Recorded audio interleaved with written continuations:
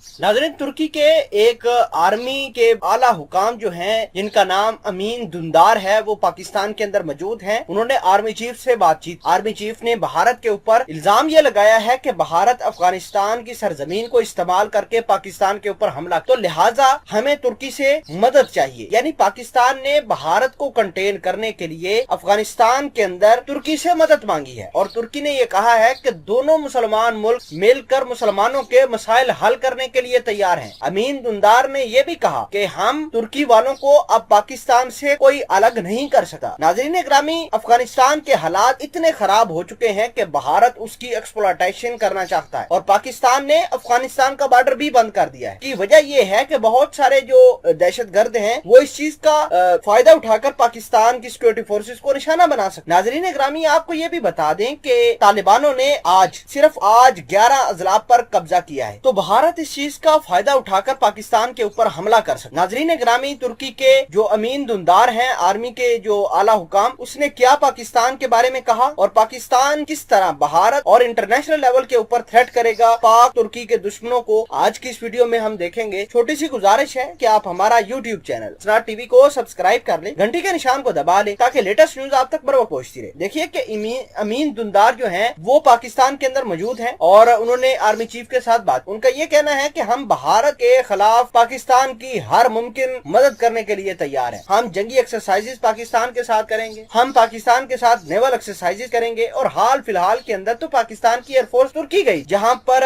Rafale तैयारे आए थे, कतर वाले लेकर आए थे, अजरबैजान की फौज थी, तो इन्होंने सबने मिलकर जंगी एक्सरसाइजेस की थी, और उसका मकसद भी ये था कि पाकिस्तान के JF-17 थंडर किस तरह राफेल जो भारत के पास है उनको टैकल करेगा, क्योंकि कतर के पास भी राफेल तैयारे मौजूद हैं, उनका इस्तेमाल अब पाकिस्तान ने किया है। तो आपको ये भी बता दें कि अफगानिस्तान की सरजमीन को भारत इस्तेमाल करके पाकिस्तान को नुकसान पहुंचाना चाहता है, लेकिन एक तरफ भारत ये भी कहता है कि हमें पाकिस्तान की जरूरत है, ताकि पाकिस्तान जो है वो हमारे और तालिबानों के दरमियान जो हालात हैं उनको सेटल डाउन करवा। दूसरे नंबर पर भारत जो है तालिबानों की ही सरजमीन इस्तेमाल करके पाकिस्तान के ऊपर अटैक करता है। ये जो लाहौर के अंदर वाक़े हुए, फिर बलोचिस्तान के अंदर वाक़े हुए, ये क्या थे? ये भारत ने ही तो करवाए थे। हमारी पुलिस ने, हमारी फौज ने ये बताया कि ये भारत ही है जो तमाम हमलों के पीछे मुलव्वस है। फिलहाल के लिए आपको ये बता दें कि पाकिस्तान और तुर्की की दोस्ती से न सिर्फ भारत डरा बैठा है, बल्कि उधर तुर्की का दुश्मन ग्रीक भी डर के बैठ गया है। ग्रीक ने अमेरिका से कहा है कि पाकिस्तान तो तुर्की को